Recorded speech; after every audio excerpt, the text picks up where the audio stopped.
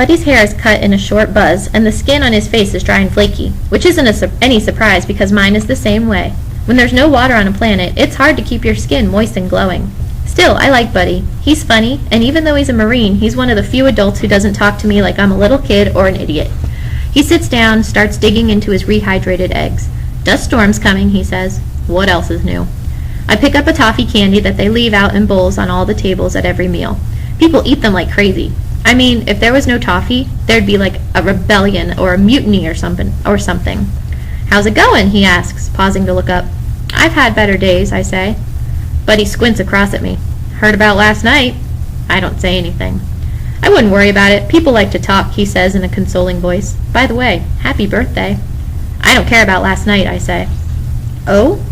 My grandmother has cancer. She's gonna die. In 5 months. He blinks. Whoa, that's terrible. I shake my head. She's always been so healthy. She was an Olympic swimmer. No kidding. I nod. She won a gold medal, backstroke, and then it all comes out in a painful rush. My parents refuse to go back to Earth to see her. They say she's going to die before we get there, and they won't let me go because apparently I've lost 30% of my bones, and they think my body will shatter or something. He puts down his fork, sits back. Talk about a lousy birthday present. No kidding. Why did they even bring you? Good question. Maybe you should leave now, before it gets any worse. Have you talked to the doc about it yet? No, I say. It doesn't matter, though. My parents won't let me go. You can always stow away, he says jokingly. That's what my grandfather did. What do you mean? My grandfather grew up on a farm, and he hated it, so he ran away and stowed aboard a Navy ship. Ended up in Hawaii. His beeper goes off, and he looks down. Gotta go, brat. Ask the doc. I stare at him. I don't exactly have a lot of faith in adults these days, especially ones who suck my blood out. Ask the doc, Buddy says again. He stands up, pockets a handful of toffees, and winks at me. I just love this candy. Takes the taste of dust away. He buckles into his suit and disappears out the door. Even though I live on a planet with some of the smartest scientists in the world, I swear it's the most intelligent conversation I've had in months. Nobody really knows what will happen to you. You're the first adolescent to live on Mars, Georgiana, the doctor says, as he looks at me from behind his big desk. Like I don't know this already? Trust me, I am very well aware that there's not a boy within 67 million miles who can kiss me. What's the worst case scenario, I ask. His gaze doesn't waver. Your leg bones will shatter from the force of Earth's gravity, and you'll never walk again. I let that sink in. Okay, what else could happen?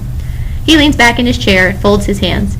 Your legs would sustain massive fractures, and you'd spend months in a full-body cast. In the best-case scenario, you wouldn't sustain any breaks, and you would only require hospitalization to build up your calcium. How long would that be? He purses his lips, considering. A minimum of 4 to 5 months, I'd imagine, on a full regimen of IV-delivered drugs. It will take at least that long to build up some of the lost calcium, and even after that you'll have to be very careful and restrict your activity. Physical therapy, too, I'd imagine, he shrugs. It's really hard to say. Is he serious? 4 to 5 months in a hospital with a needle in my arm? I hate needles, I really do, especially after spending the last year being poked and prodded and measured. What would you do if you were me? I asked the doctor. Ah, he says, but I'm not you. And that's when I realize I am alone. I am in this alone. Sweetie, my mom says a few days later as I lay in my bunk, we know you're feeling a bit down about Nana, so your dad has a little birthday surprise for you. Don't you, honey? Well, he says excitedly, I got permission for us to take the rover out. I roll my eyes. Just what I need. Another rock hunting expedition.